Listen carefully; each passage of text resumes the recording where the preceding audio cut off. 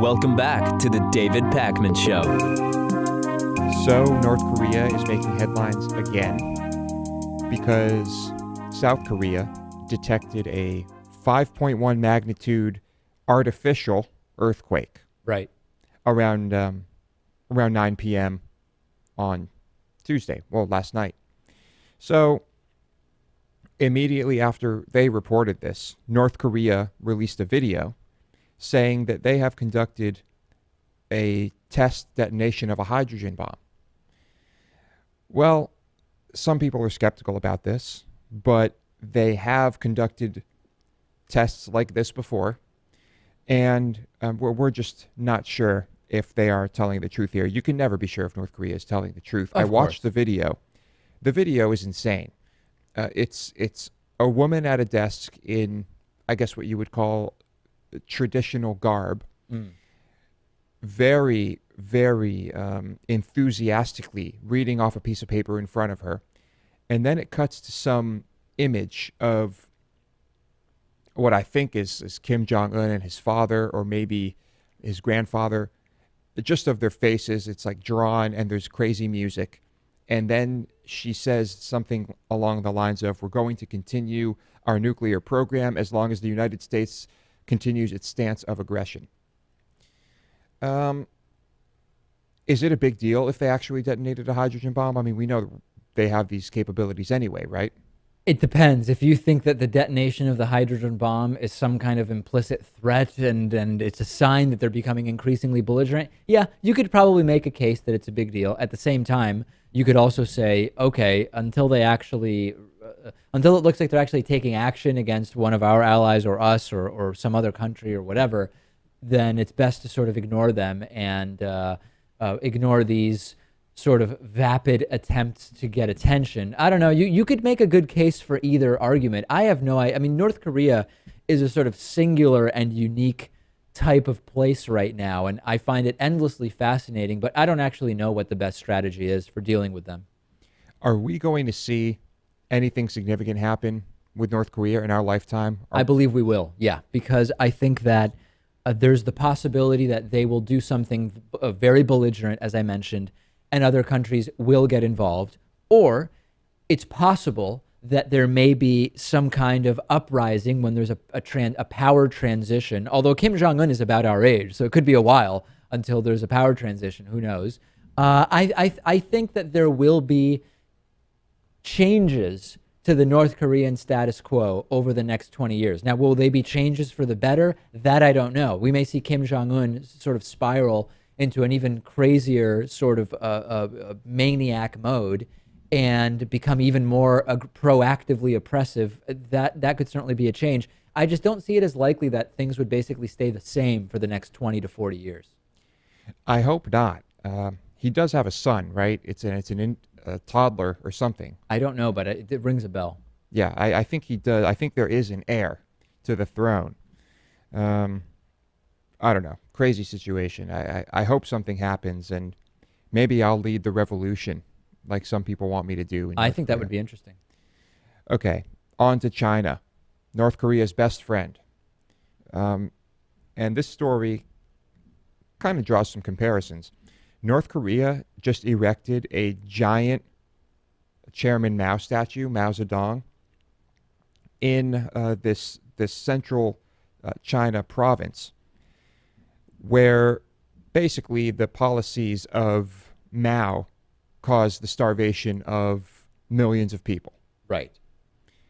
And now they erect this statue, this giant gold statue. It's comical. I mean, the appearance of it, the size combined with the fact that it's gold, as Lewis says, not, I assume not real gold, but is gold colored. It just strikes me as complete lunacy to put this statue in this particular style statue in that particular location. An estimated 45 million died off as a result of Mao's leadership. And, well, I guess as a result of all of that, it still remains one of China's poorest regions. A 120-foot tall statue costs about $500,000. I'm actually surprised the statue is so cheap. Yeah, I guess it's not outrageously expensive. Well, more than I would pay for a statue of Mao. Right. Um, and I guess Xi Jinping, as he kind of reveres Mao, and I think the government kind of as a whole does. He said that Mao made some mistakes, but Mao in many ways is kind of like the Kim Il Sung of China, Right. and the pictures are everywhere. You're supposed to revere this person. Who knows how many people are even aware of the damage that this guy did, but he's still kind of this almost holy figure.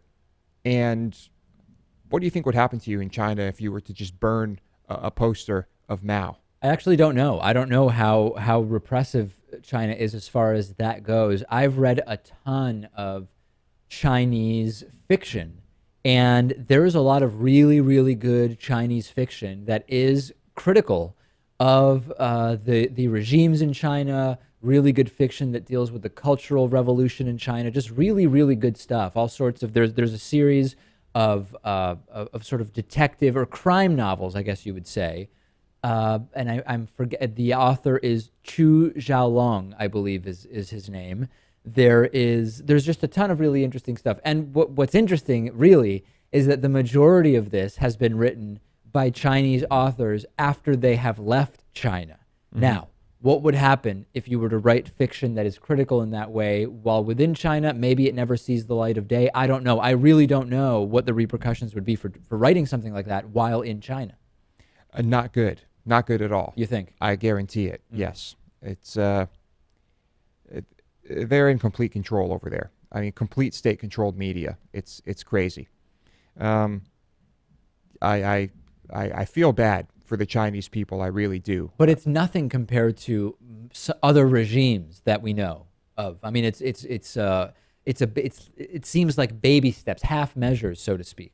Well, I think some people might disagree with you. I Fair mean, enough. there are, I don't know how many thousands, maybe tens of thousands, maybe hundreds of thousands of people that are booted from their ancestral homes, put into concrete barracks, essentially, by the government. I mean, they just kind of kick people out whenever they're constructing something or damming things up or what have you. Complete state-controlled media. You basically have no rights if they deem you to be a dissenting individual or anything like that. I mean, I think the only reason Ai Weiwei is alive is because he was so prominent and well known Right. that they couldn't just throw him in a cell forever. Yeah.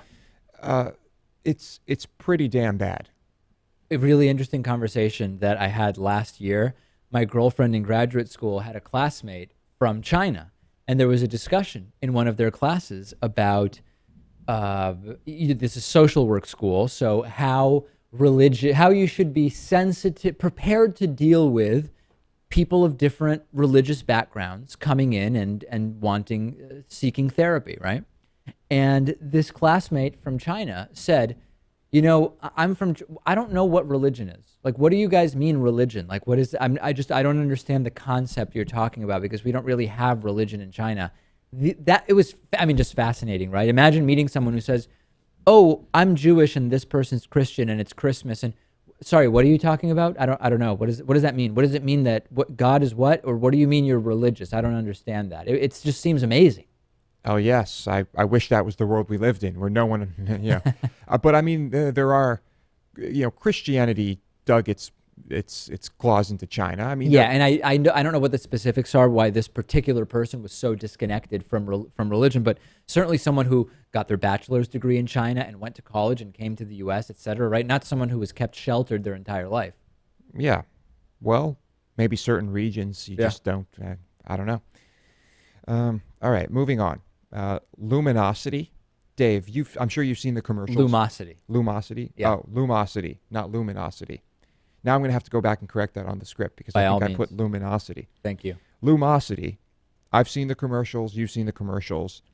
The commercials basically said that if you play their games, you are going to have improved cognitive abilities. Your life will get better. Right. It improves brain function. they now have to agree. They have agreed to pay $2 million to settle false marketing claims. And they have to go back through all of their subscribers and offer people refunds. The the FTC alleged that they did not have scientific claims to back up, scientific evidence to back up their claims, and so that's basically it. I guess they have about 40 online games. I played a bunch of them. There was a while where I would do this kind of regularly where I thought, oh, this is a good use of just like 5 minutes of my time each day. And immediately I started wondering whether these types of games really do anything for cognitive abilities. And then I saw a study which said that playing the video game Portal actually had correlated with more of an improvement in cognitive abilities than doing any of the Lumosity brain games. And I, at that point, stopped doing them altogether. Yes, it seems like they are a total joke. And it's not really surprising. When I first saw the advertisements, I'm thinking to myself, okay, this might, it's probably better than nothing, but is this going to make your life better? Probably not. Right. So anyway, that's it. They have to settle. You know what I think is great, though, Lewis? The Khan Academy. I regularly go through that. Basically, my entire first grade through college, including calculus, math curriculum, right, is basically there, Khan Academy, and I've been just revisiting a lot of those math concepts, and it's just so different from anything we do. I'm reading articles, I'm writing copy for the show, and researching and that type of thing. Other than in the accounting side of managing the business, I'm not really doing that much math, and it's just so great. I mean, it's just the idea of doing something completely different, where it's like, oh yeah, let me relearn derivatives and second order derivatives and all of this stuff that I learned not that well in college. It really is fantastic. Yeah, I've never really had the desire to go back and revisit any of that. There you go. I'd rather play a video game, I think. Right. Yes, so there are my intellectual pursuits. Lumos Labs told the BBC, neither the action nor the settlement pertains to the rigor of our research or the quality of the products. It is a reflection of marketing language that has been discontinued. We remain committed to moving the science of cognitive training forward and contributing meaningfully to the field's community and body of research. FTC wanted to fine them $50 million, said it would accept $2 million because of the company's, quote, financial condition. I guess the company must also offer customers, quote, an easy way to cancel their subscriptions, which range from $15 to $300. And in January of last year, they said they had 70 million members worldwide. That is amazing. That's quite a few. Yeah. Quite a few. All right, anything to add? Nothing else.